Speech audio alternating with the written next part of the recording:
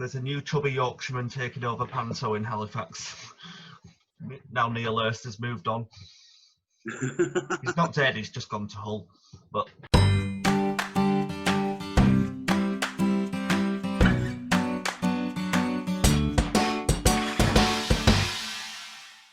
guys, welcome back to Interval Conversations. I'm so glad to be joined today by my good friend, Mr. Pete Owen.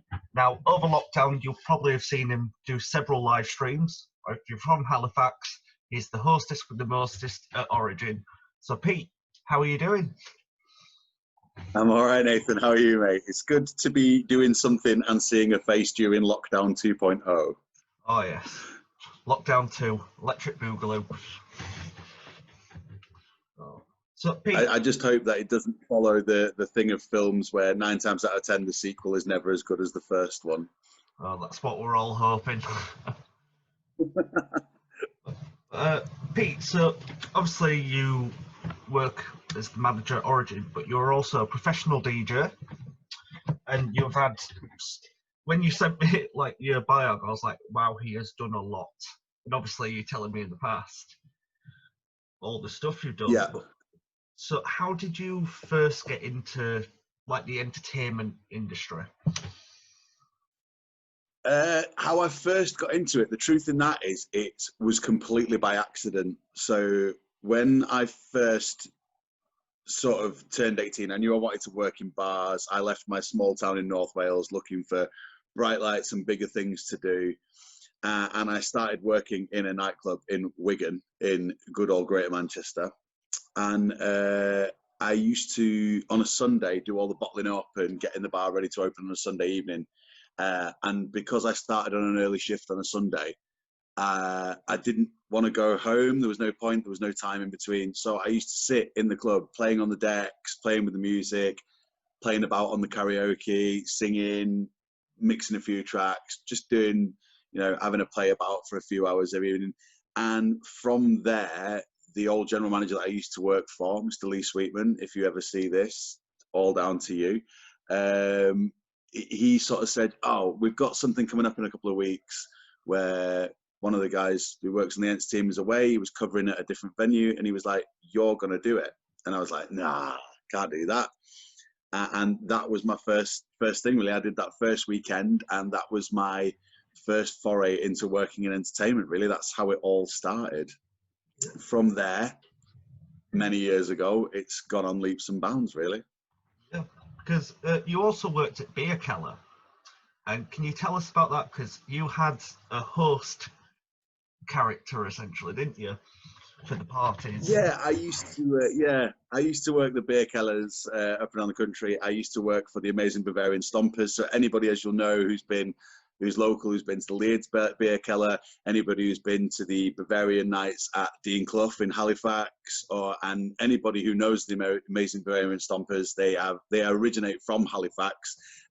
Frank Gisler is a legend, the man himself. He started the Stompers, I think it was back in the early 70s. The Stompers originated doing, you know, comedy and variety.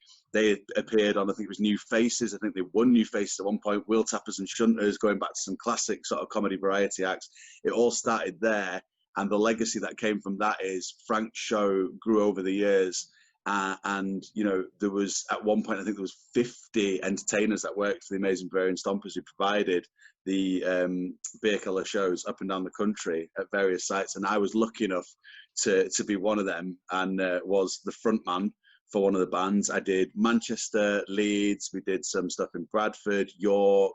I've been to the Lakes with it. You know, it was well travelled and it was such good fun. And I was Klaus von Uddergraber.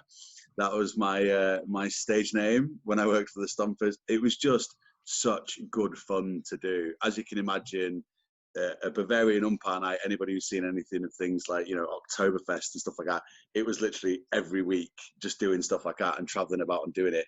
One of the proudest moments of doing that was actually going home to Wales. I did a gig in Betws-y-Coed last year, just before Christmas, and doing a gig to a home crowd almost was absolutely amazing, and the place was absolutely roaring. It was fantastic. How do you prepare like a character like that? Like, it's the front of the band. How did you prepare for that? I mean, I have to hand it. Paul Delarosse, who took me under his wing, he saw me as an entertainer, and he said, "Do you know what, Pete? You would be perfect to join the bands and to come and front this for us."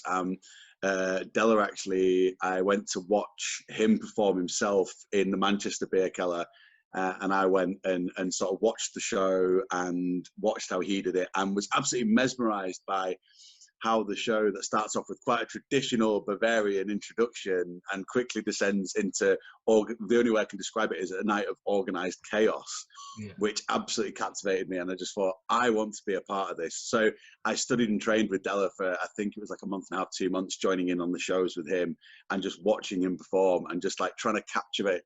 Just trying to capture that energy that he had, and you know, being this larger than life character that he was. His character, his persona was Boris the Burgermeister on stage, and just everything that he did, just watching and just trying to take little bits. And I've worked with some other great frontmen as well, Michael Diamond, Richie P, you know, so all good frontmen for the Stompers. And I sort of worked around and watched their shows and really sort of tried to take a little bit of that from all of them and sort of put my own stamp onto it as well. And it became, like you say, another side of me. Klaus became a separate part of Pete back in them days. It was brilliant.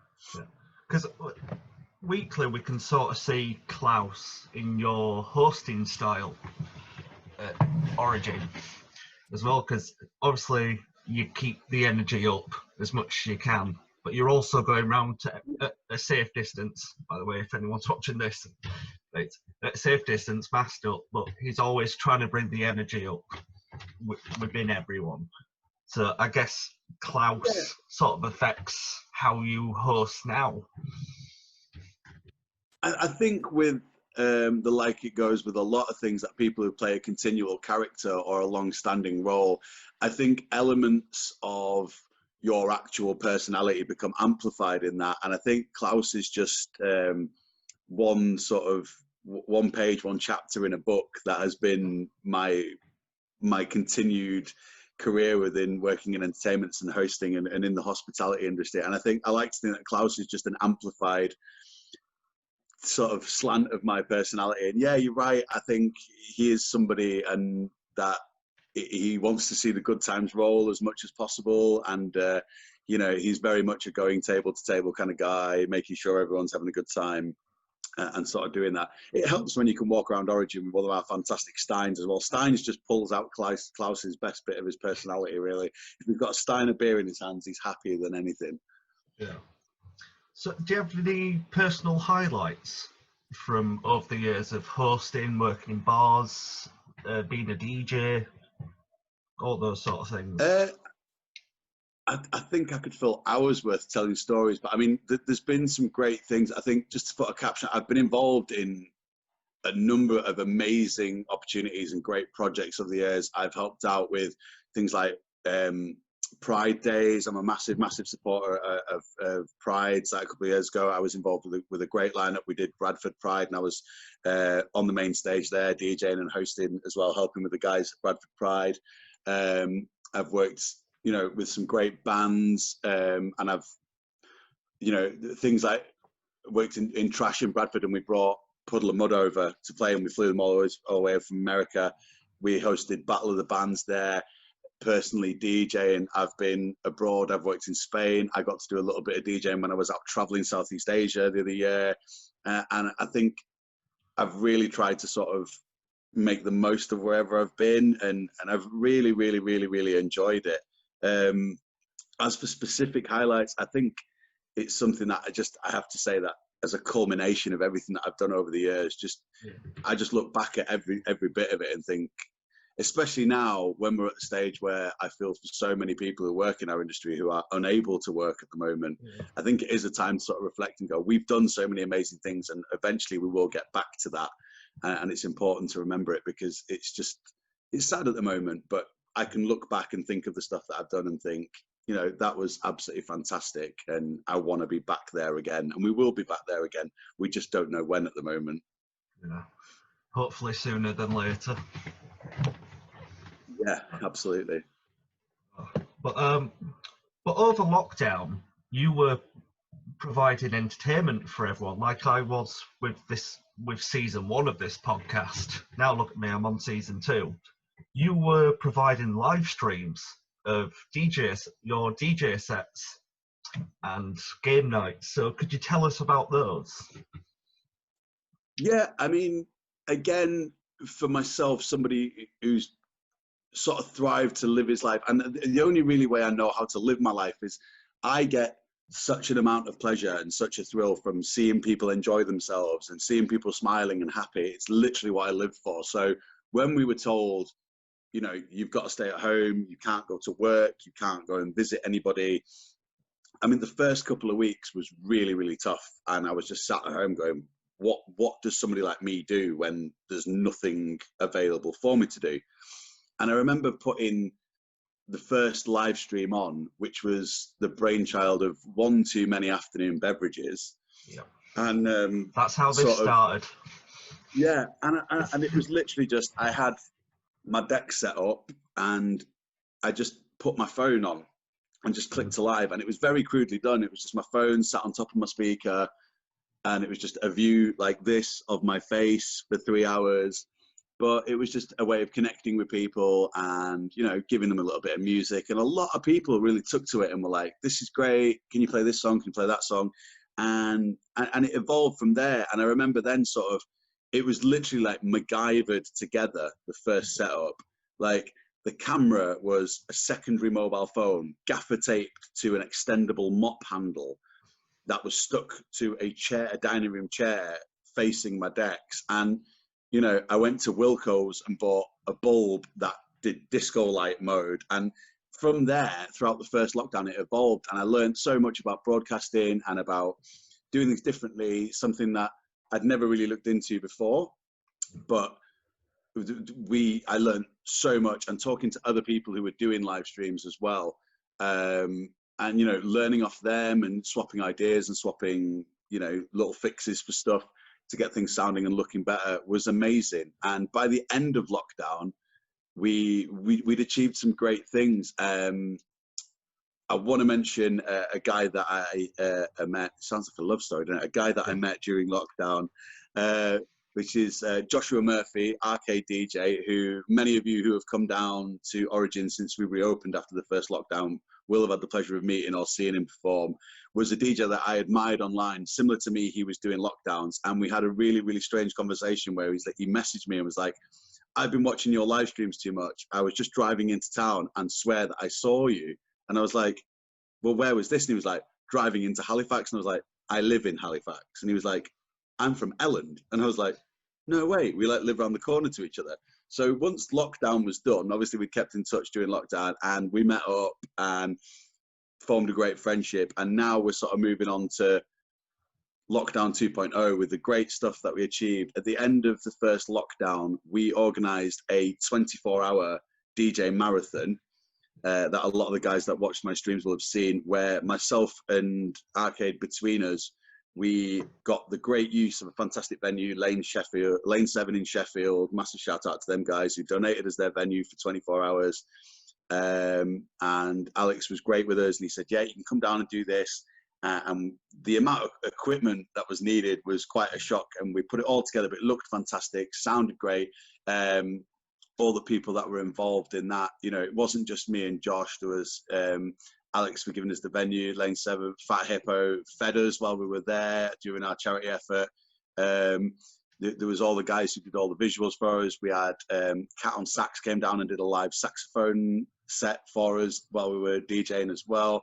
And the highlight, we'd sort of done through the night, and we'd hit the low points and hit the rough bits, but so many people had stayed up for the duration of the show. And I mean, I know you were one of them as well. You sort of got involved and watched a bit of it.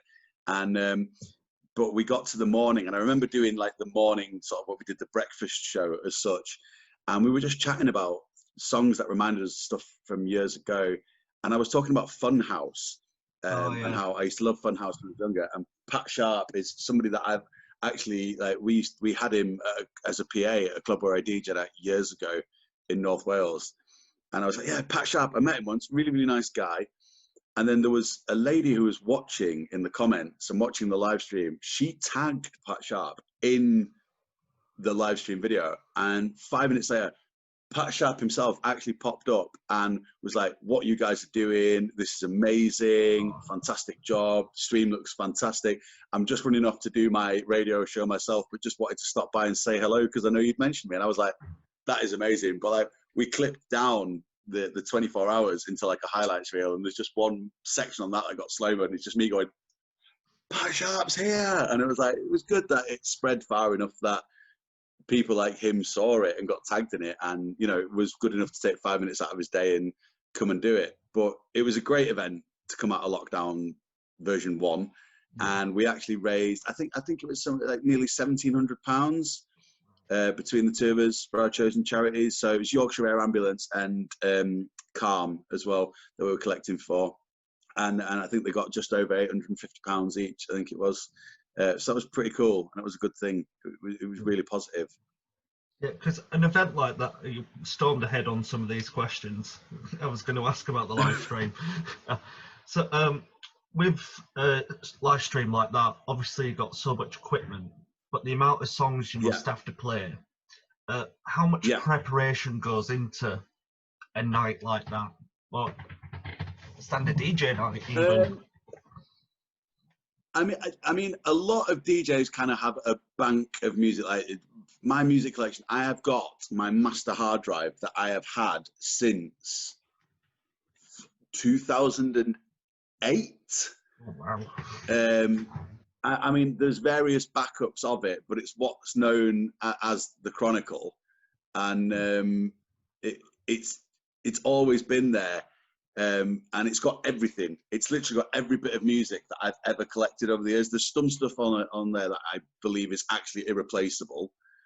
But yeah, I mean, it's always had it. And we have sort of a safe bank of music that we go to. But the most incredible thing that I want to mention about when we did the 24-hour live stream, so between myself and Arcade, aka Joshua Murphy, 24 hours of live streaming, and we did not repeat a song once. Not once. We didn't repeat a single song. So it was fresh content all the way through. We styled the show up so that it was fitting to what time of the day it was and everything. But yeah, not once did we repeat a song in that. And I mean, you'd have thought a lot of prep and a lot of thought would have gone into that. But the reality of it is we honestly didn't think it was going to be as big as it went. Yeah. We went going, oh, if we're going to do this, it's something to do. If we raise a few quid for charity, that would be brilliant. Our total that we were hoping to raise, our goal was £500 between us. Yeah. So to get what we got, and I think we got the 500 quid within the first 2 hours because we had like a progress bar on the top of the screen. I could have stopped and I think there. Yeah, we could have, but we didn't. So we re-engineered it, and we said, right, well, we've got 500 quid, and we thought 1,000 is just ridiculous. No one is going to give us £1,000 for doing this. But I think we'd started at midday, and I think by, if I remember rightly, 7 p.m., 8 p.m. that evening, I think we'd hit 1,000. And then we sort of carried on and went through till midday the next day, and we smashed the 1,500, because I kept saying, and we were blown away, I was like, we can get 1,000. If we've done this, we can get 1,000. Josh was a bit like, it's unbelievable. I can't believe people would support us this much. But when we hit the 1,000, and then when we hit the 1,500, and it was a very last minute thing, we hit the 1,500, like people who'd been on all night supporting us, wishing as well. We had like auctions, we had prizes and stuff like that. But people just really dug deep and really helped us out, and, you know, triple the amount that we wanted to raise. And it was phenomenal. It was quite emotional, actually, when we got to the end of it. I just remember this massive sense of sort of almost relief, and almost sort of the weight had been lifted off my shoulders, because we'd completed 24 hours and hit this amazing target. And I just remember being stood there like, what do we do now? There was almost like do we want to stop this? People were like, carry on. And we were like, no, because it was the prep, setting everything up the few hours on Saturday morning, and then it was now Sunday afternoon, and we had another 2 hours of breaking down to do, and then traveling back to Halifax as well. So we were like, when we pressed stop on that stream, it was just, wow. It was just such an amazing feeling to do it. Because you've told me before, but the setup you had just for that event, like the cameras, all the equipment, like getting it live stream stuff. How long did that take to set up? I think we got to the venue, I think around 9:30 on the Saturday morning. And we went live at midday, obviously. We were doing midday to midday. But we got there around 9:30 in the morning. And I just remember unloading the van, and it was like, there's my complete DJ setup. There was Arcade's complete DJ setup, which then runs into almost like a central hub, which is what was being broadcast out of. We've then got monitor speakers each for us to DJ through. We've got the camera setup, so we've got a camera pointing at him, we've got a camera pointing at me. We had then a separate camera feed set up for when we had guests come on, because it was all done socially distanced as well. So we had Cat Miles, Cat on Sax, come and do a saxophone set whilst we were DJing as well. All this had to be thought of. There was the setup of all the digital art, which was the framework and the overlays and everything that was done for us as well.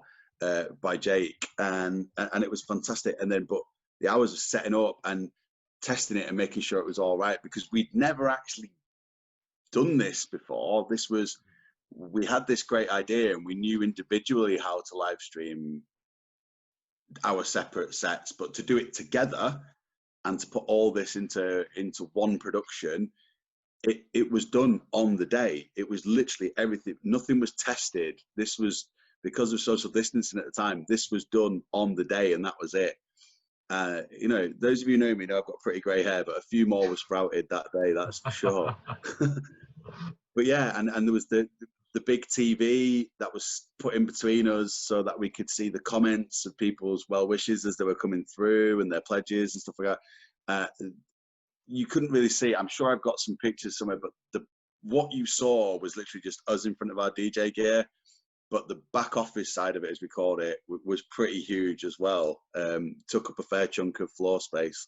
But yeah, it was all literally put together on the day, and, you know, fingers crossed, and it worked. It literally worked, but it was done on the fly, literally. Like you said, you did 24 hours without repeating the song. And yeah, that happens at when you're DJing at Origin as well, when you've got the playlist on. You've got such a good mix of songs, which brings us on to our next question. Because you can go from like Panic at Disco to like McFly, then into musicals as well. Which is always brilliant. Just every now and then I hear Joseph come on. Yeah. I mean, I think I can be described best as a very eclectic person, and having worked for as many years as I have now in the entertainment industry, I've picked up good and bad music habits, you could say. I'm the kind of person, my personal preference in genres varies so much, and I try and bring that to the experience when people come to Origin as well, when they come to the bar, because you can get stuck in just listening to one genre of music, or if you're in a bar that's so specific with a music policy. Origin's music policy is it's a party bar. Now you can party to dance music, you can party to pop music, you can listen to girl and boy bands from the late 90s, early 2000s, you can listen to 80s electro music. You can party to all of it. And as well, like, one of the favorite things that I used to do when I started working for the company, and when we used to have I used to DJ in Brooklands in Batley, and Craig and Chrissy and all the team that used to work with us there used to fondly remember that we used to do the Disney section. And it's surprising, like, how much people, when they've had a drink and when they're in a good party atmosphere and a good mood, go mad for classic Disney songs, and even the newer Disney songs as well. And you bang them on, and it just lifts the spirit of a room immediately. But then, like you say, you can go and listen to Panic at Disco, or you can put some good old Fall Out Boy on, or some McFly. I mean, it's still bops that absolutely get people dancing around to, and it's stuff that maybe they wouldn't think of listening to themselves, but you bang it on, you know, when you're sat on a dance floor having a great time, the good old days.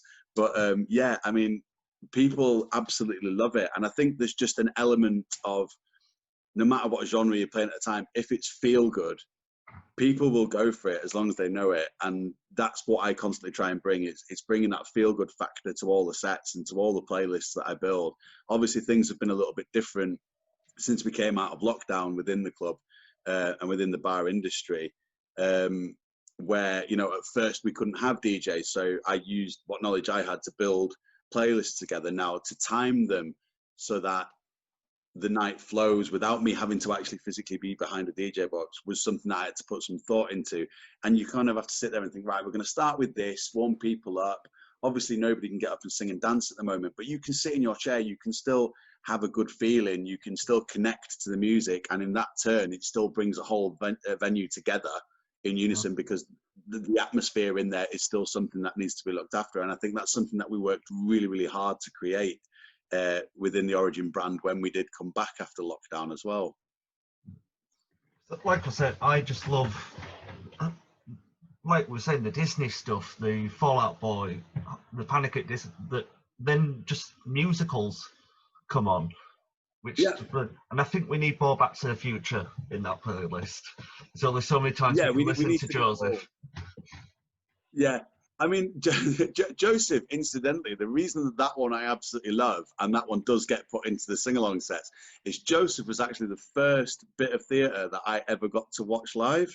I'm so sorry about that. No, I thought it was brilliant.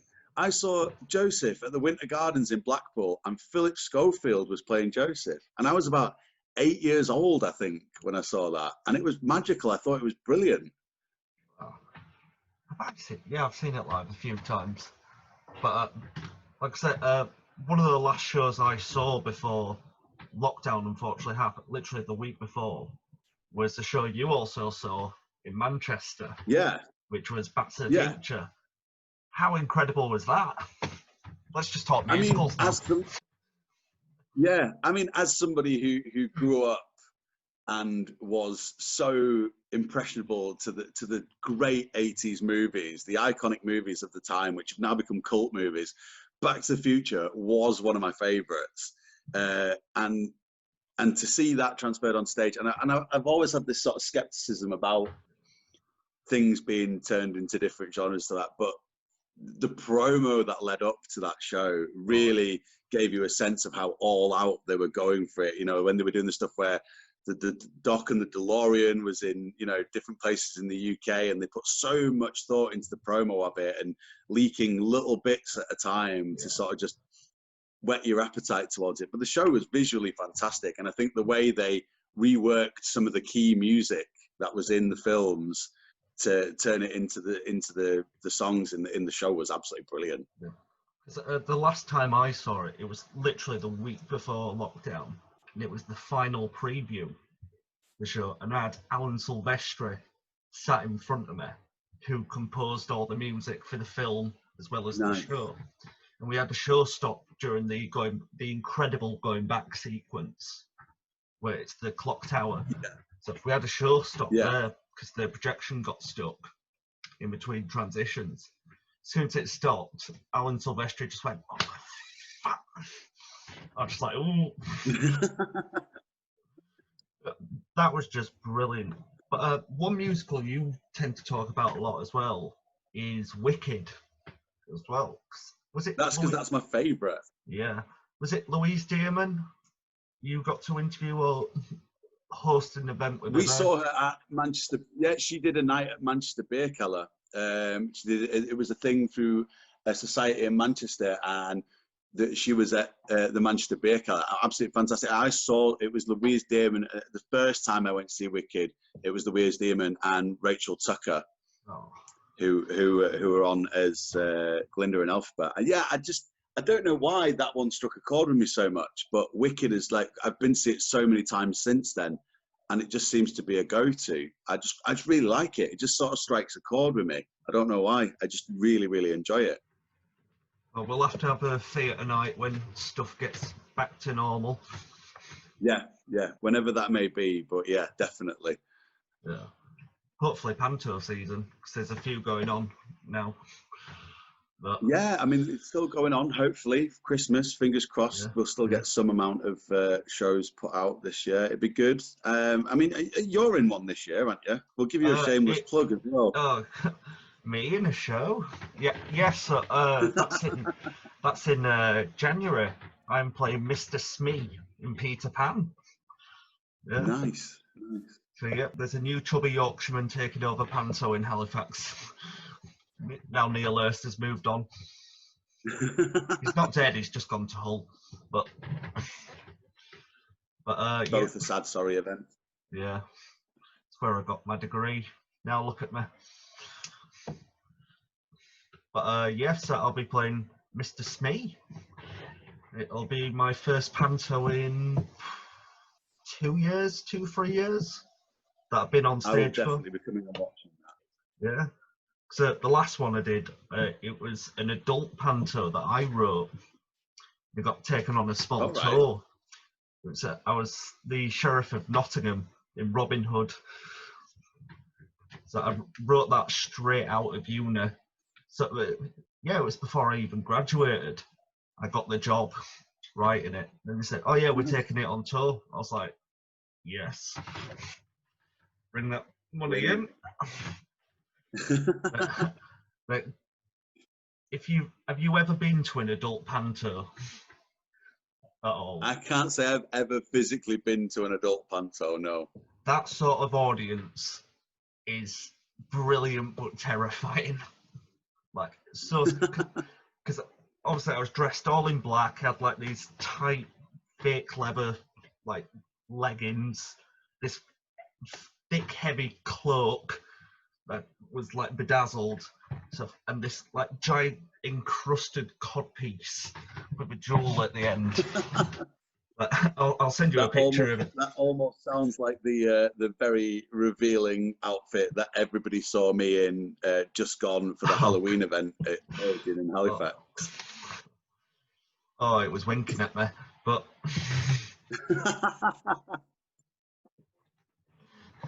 it raised a few eyebrows and a few pulses, I think.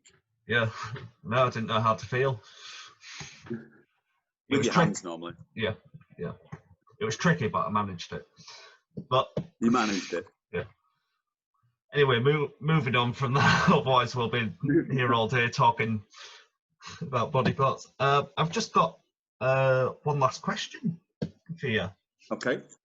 What advice do you have for future hosts or DJs? So what advice would you put out to them? Just do it. If it's something that you're passionate about, there's a lot of people who, you know, I've had it so much of the years, people say, "Oh, I'd love to be a DJ." Then why haven't you? I mean, if it's something that you're interested in, and with the addition of new technology and the way things have gone now, it's so easy to DJ at home and to practice and to learn. Go for it. Do it. Don't be put off by thinking you're never going to be, you know, the next Tom Zanetti or Joel Corey or whatever niche of music you want to be into. Just do it. The technology is there and so easy to get hold of these days that you can do it at home. You can do it for fun. You can be who you want to be. And hosting is something that, you know, anybody can get into and anybody can be a character. You've just got to have, you know, the balls to get up and put yourself out there. And if you're that way inclined and you want to do it, then don't stop. Just keep doing it and keep at it and keep practicing and just keep being the person you want to be, because that is literally what it all is. I can go out on stage and be one of 20 different characters that I have to be, but it's still Pete doing that. And I love every single minute of it, whether I'm behind the decks DJing or whether I'm on stage hosting anything or comparing or whatever I'm doing. It's just a joy to do. So don't let anybody suck the fun out of it for you. Don't let them be a naysayer. Just go and do it. Go and have fun. That's the most important part, because if you're having fun, then people will see that and they'll buy into it. That is some brilliant advice. Well, Pete, thank you so much for joining me today. It's been an absolute pleasure. It feels ages since we've had a proper catch-up outside of a bar and stuff. Yeah. When I'm not about a bottle of rum in.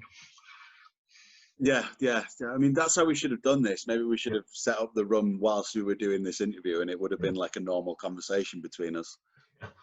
Just put some loud music on in the background, down some rum, we'll be fine. But Pete, once again, thank you so much for joining me. It's been an absolute pleasure. Where can people find you on social media? Well, this with lockdown 2.0 coming up, the rules have changed a little bit online, so the DJ streams can't go ahead on Facebook anymore, but there are other avenues we're looking at. On the Origin page on Facebook, if you search for Origin Halifax, you can find the Origin bar page.